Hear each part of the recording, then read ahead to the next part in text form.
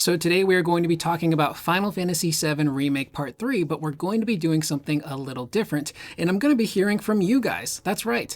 The other day on my community tab on my channel, I left a question for you guys just asking what are you most looking forward to seeing in Remake Part 3, and you guys actually left some comments, which is pretty cool. So in today's video, we're going to take a look at those comments and just talk them over and kind of theorize about what we could see in Remake Part 3. Now, I am recording this about a day or so after I made that post, so if I missed your comment, I completely apologize.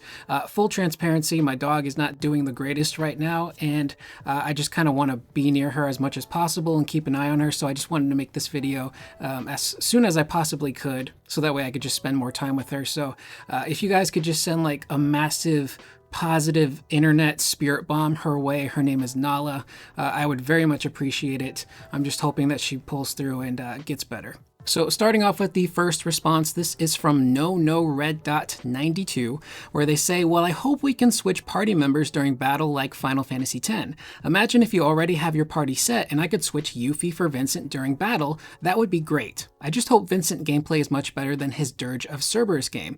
I do want to see Cid cuss at his wife about making him tea. Also, the slap fight between Tifa and Scarlet. And then they also go on to say, by the way, love your videos, dude. Keep it up. So starting with that one first, I just want to say first and foremost, I really appreciate when people leave, positive comments like this, because one thing I've really struggled with my channel is just trying to figure out who my audience is. Do people come to my channel purely just for Final Fantasy information and they don't really give a crap about me and my thoughts and ideas, or do people actually want to hear from me about this stuff? So to see positive stuff like that, it is really nice, and it kind of helps me gauge like who's watching my videos. But to go back to your comment, that is something I'm really curious about, is the PHS system.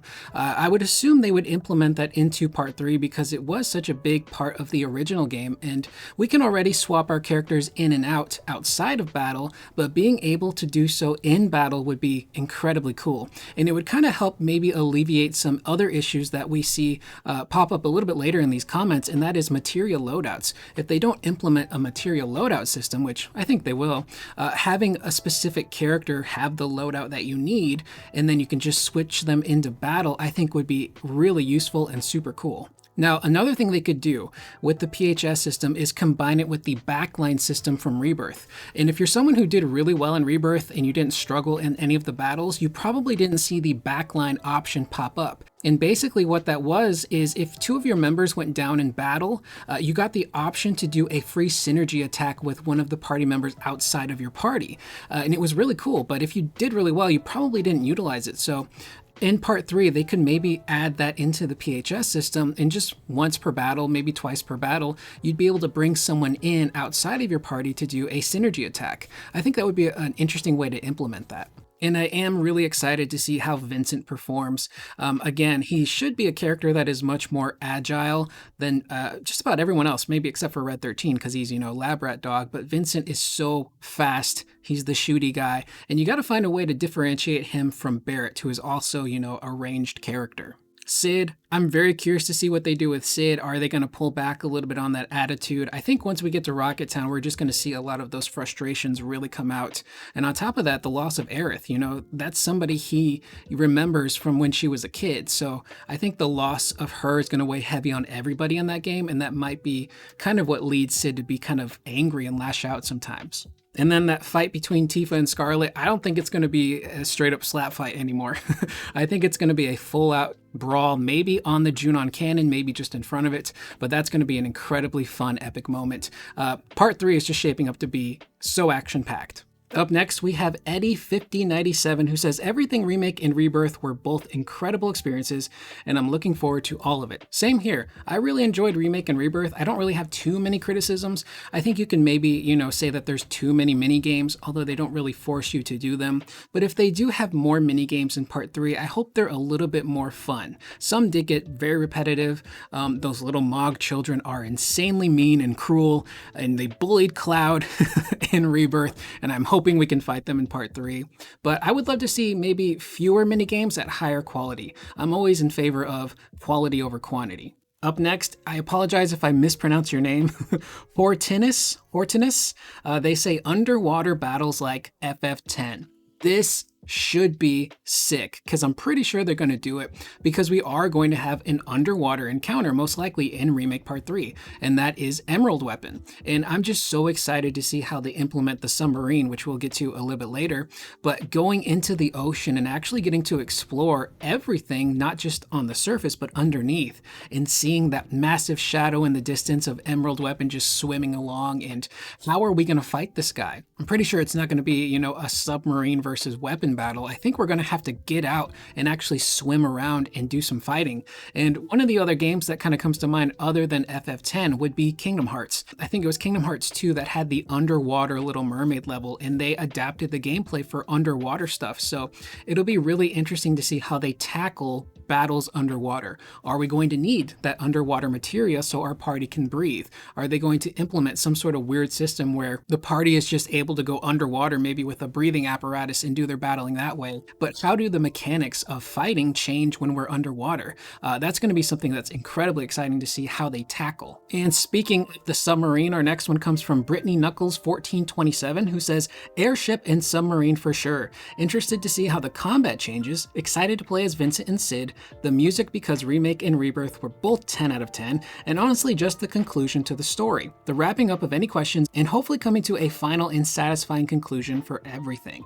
Again, that airship and the submarine, how they implement those things is probably giving them the biggest headache right now, because you gotta get it right. If airship travel and submarine travel feels clumsy, it's going to be a big downer on that game, because it becomes such a big gameplay element moving forward. Of course, Vincent and Sid, getting to finally see them in action, seeing what kind of weapons and synergy attacks they get, and what makes them unique compared to everyone else. What's their triangle ability going to be? The music, of course, there are so many tracks we still haven't heard from the original FF7 be remade for Part 3, so that's going to be something to look out for too. And I'm pretty sure it's a lock that at the Game Awards this year, Rebirth should get nominated for Soundtrack of the Year, and it should win it. About 400 plus tracks. I think all of them are bangers. It's astounding what they've done. And of course, the conclusion. I do have faith that they will tie everything up properly and not leave any loose ends. Nojima-san, the scenario writer, he seems like someone who is very introspective and very critical of himself, and I think he wants to do the best he can to tie up this story and give it a satisfying ending, especially since he wasn't too crazy about the ending of the original game. Up next, we have Phantom Slay 5612, who says the live stream memory sequence, also Tank Ceratops, ultimate limit breaks, underwater exploration, more synergy attacks, Knights of the Round Proto-Relic style quest, hopefully that's how it's handled, I agree, Cloud getting the fusion sword, Sephiroth revealing that the world the characters are in now is a remake of the original world which died a long time ago after the live stream ran out, and killing Scarlet, Heidegger, and Hojo, just to name a few. That last one right there is super dark, man. Holy crap. To know that potentially the original world, I'm kind of assuming you mean like the OG FF7 that we're, all kind of thinking of, is now dead and gone, and the world we're in now is a remake of it, or like a world that exists within the live stream, is pretty gnarly. But also the live stream memory sequence, we're all waiting for that moment, man, to see Cloud and Tifa go through that journey, and maybe you could include Aerith in there to help her relieve that guilt that Cloud is feeling, take that weight off of his shoulders, so he's no longer blaming himself for her death or Zack's death or anything else that's happened in his life. I think maybe including her in that sequence could be interesting too, but to see that relationship between Cloud and Tifa get even stronger, and Tifa, who is someone who now has experience with the live stream because she fell into the damn thing and was carried through it with a weapon, she's going to have some knowledge there that she might not even recognize. So just seeing Cloud finally be Cloud, we're all waiting for it. And then of course, more synergy stuff.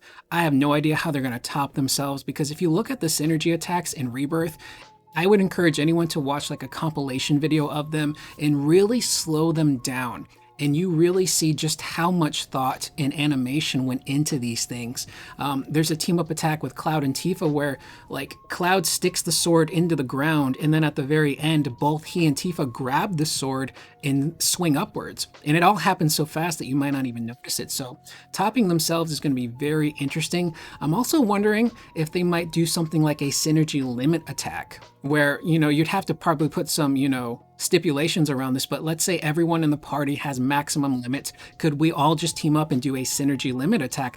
Kind of like what we saw in the Genova battle, where everyone just jumps in there, hits them with this big attack, and then they all land one final massive attack. Could be pretty cool. And then of course, Knights of the Round. I think doing it via Proto-Relic mission is probably the smartest way, unless they want to weave it into the story. But just going from area to area, maybe acquiring fragments of the Knight's materia, or having the player require the gold chocobo to find the location of the island that we then venture to. It's going to be interesting to see how they handle that. And then of course the fusion sword. I have no idea if they will give Cloud that weapon. I'm fully expecting him to get the ultimate weapon since it's going to be the last game in the trilogy. But if they do tie some Advent Children stuff in there, I wouldn't be shocked if the fusion sword shows up. Up next is Somnus Shinra. They go over some of the stuff we just talked about, like the weapons, Sid, Vincent, synergy stuff.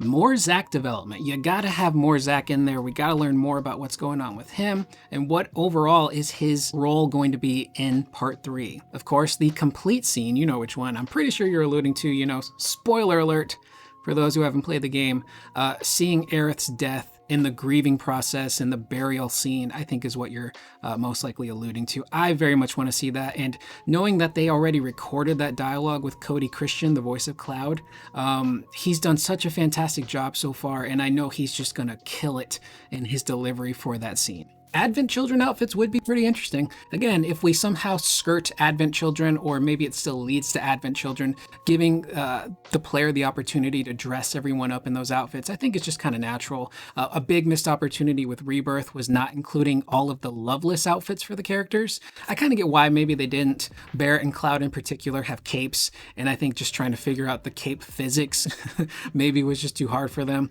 Although Yuffie does have her cloak, which, goes all over the place, and they don't seem to have an issue with that. And of course, a more emotional ending, which we just talked about in a previous video. Let's let these characters have a happy ending and give some closure.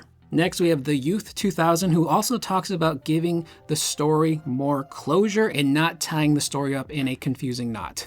Again, Nojima-san, someone I think who takes this stuff to heart, and he's not going to want to screw this up. And from what we know, the Scenario 4 Remake Part 3 is already finished. I believe that's been handed off to Hamaguchi-san and the team, and now they're just basically implementing the game stuff into it now. So they still got a ways to go, but I think they can land this landing for the story. Next is Gen Z Bio, who asks for quality of life improvements with party loadouts, new and exciting materia combinations, surprising playable characters, new playable sections that weren't in the OG, enhanced open world mechanics, better synergy battle mechanics, and of course, a finale to the amazing story. I would agree. The biggest thing I see so far from so many people on my channel and elsewhere are party loadouts. We got to have some sort of material loadout system where we can just set things up ahead of time with, the correct armor and whatnot, and just slot that onto somebody. It makes life so much easier instead of having to go in, figure out, okay, I need to swap out this materia, put this one here, but then I need this other materia here. It can become very confusing and time consuming. So if they can fix that, that would be great. And materia combinations, not just materia combinations, but I kind of wouldn't mind seeing them borrow an element from Crisis Core, and that is the materia fusions. Maybe give us like a small materia fusion lab where we can combine some of these materials together to create new ones like dark magic, dark attacks. It could be pretty interesting. Might be a bit overly complicated, but you gotta have something new and fresh. Surprising playable characters. Again, I think we might open up that game with young Sephiroth based on what we're seeing in the Ever Crisis stuff, so that would be a big surprise there. Enhanced open world mechanics. Personally, I want to see better traversal, add more ways to let the player interact with the environment and climb, whether it's ropes, mountain edge cliffs that you climb, the gold chocobo, the airships, and just overall, I would love for traversal to feel smoother as Cloud and the party are hopping between rocks and cliffs and all that. Next is Zack Atkinson 3926, and this is triple attacks of 3 party members. Like I brought up earlier, let's do some synergy limits. If you can't do a synergy attack with 3 characters, which I think they will implement, let us do like a big synergy limit, this huge massive attack that needs all your limit breaks, maybe even all of your synergy pips to be filled. You got to put some restrictions on this, otherwise it would be very broken, and let the parties unleash this really devastating massive attack. Next is Ecto Gamut, who wants a fully interactive open world. I want to be able to crash the Highwind into Shinra Tower and have the game over screen pop up. I think they might do that, unless it's too much of an issue for some players. If you remember from Final Fantasy 15, once you got the regalia flying, if you even sniffed a tree, you would crash and burn and it was game over. So again, trying to figure out the balance of making the airship feel good, making flying traversal feel good as well, and being able to park wherever you need to and implement other features from the airship, like letting your chocobo down or letting a simple ladder down, maybe even having some attacks with the high wind. There might be some,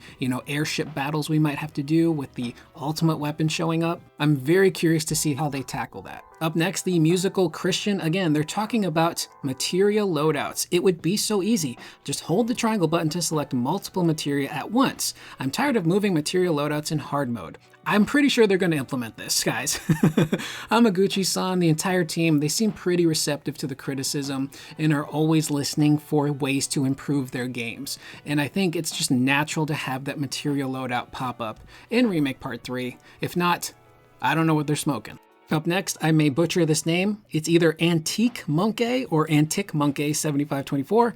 They say the set piece of the Raid of Midgar. That's such an epic scene. And again, part 3 is going to have so many big action set pieces, from going back to Midgar to the weapons appearing to the final battle with Sephiroth, which we don't even know what they're going to do there because they've already pulled elements of that final battle into Rebirth. And another thing about going back to Midgar, which I'm really excited about, is as much as I love the open world aspect of Rebirth, I also really loved and kind of miss that cozy linearity of 7 Remake. When we were just making our way through the slums of Midgar, Wall Market, all the way up to the Shinra Tower. So going back to Midgar and having a slightly more linear experience in the world of Remake Part 3, I'm just so jazzed about. But just seeing the characters jump off of the airship and parachute into the city, are we going to be able to spend more time in the city? Are they going to let us do like quick side quests in there? Are we going to have more interactions with stuff like Deep Ground and Hojo, because he's going to be there?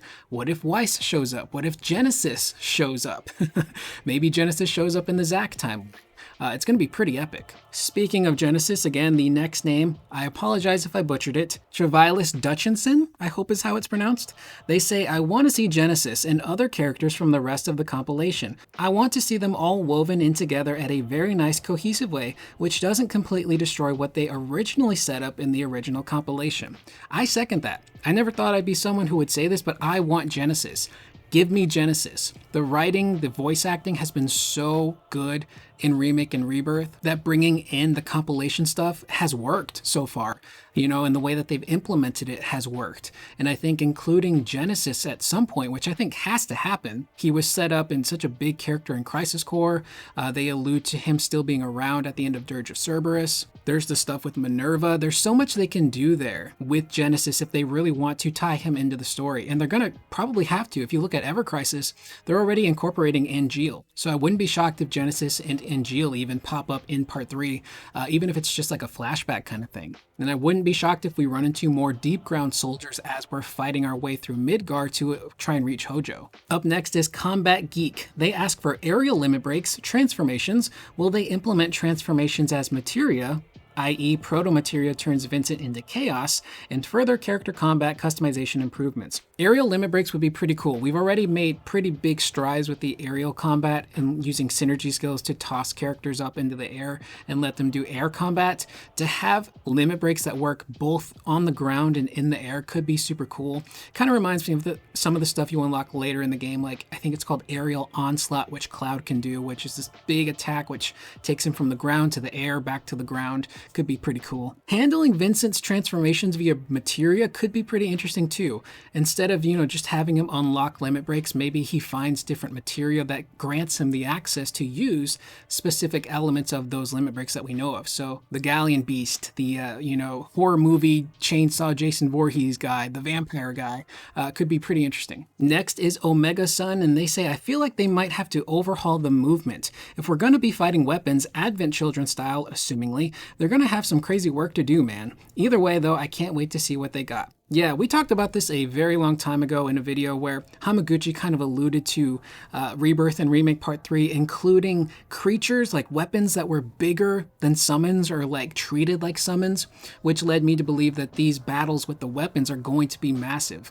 Diamond Weapon in particular. That thing is huge. You're going to have a party on the ground fighting its feet, and then presumably a mid-air or in an airship doing battle with the upper half. So I don't know if they would implement Dissidia style movement and combats and allow us to fly and dash, but you know, they're gonna have to alter combat for those battles in particular, unless it's a Genova situation where our characters are all stationed in different sections of the battle, and then we can switch between them as the battle progresses. They might go that route just to kind of keep things a little less hectic. Next, we have Alex White 4885, also echoing they need those material loadouts. Hard mode was a drag because of this. Again, I think they're going to throw that in there. Up next is Arteos 13, depending on your level of literacy.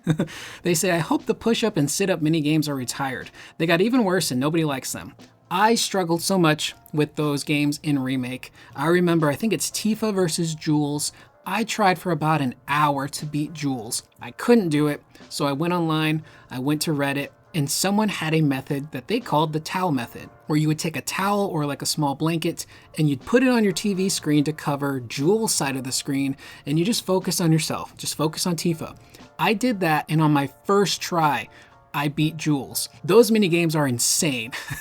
They're so difficult, kind of unfair at times, and I'm just not a big fan of having to like mini games that are like timed button presses, but then they take away the visual of when you're supposed to press them, because then I just screw myself up completely. So I wouldn't mind if those are retired, although I do want to see Jules and the Muscleheads, you know, show back up, but maybe they'll have a different mini game for those guys. And we will end on this one. I believe it's pronounced Revolvere, and they say, I just hope to still be alive by the time part 3 comes out. You and me both.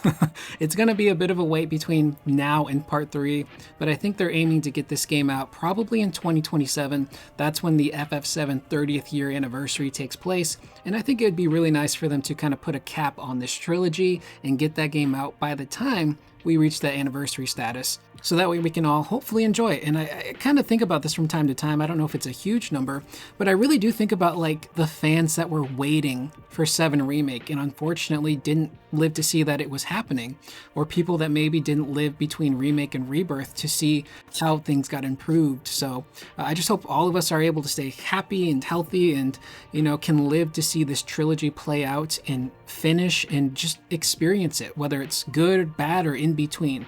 I just hope we all get that opportunity. So that is the video. Let me know in the comments down below if this is something you would like to see me do more often. I thought about maybe doing once or twice a month. I go to the community post and just drop a question on you guys, and then you can answer it. Next time I do this, I'll probably leave the questions open for a lot longer. Again, I just kind of want to hang out with my dog and, you know, just keep an eye on her and make sure she's okay. But let me know what you guys think in the comments down below.